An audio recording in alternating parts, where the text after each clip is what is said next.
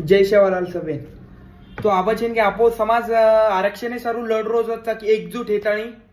तो आबा रेगी बात ये जे एक दी लोग छे के लारे हिंदू आबा अपेक्षा वो जे केरे जनी वो हुंदूर किणो आसो आरोज अरे आपे समाजन आरक्षण मळीनी लागू मत आरक्षण इलार हुंदूर मार आत्राज किणो छ अरे तमाथी कई हेनी नी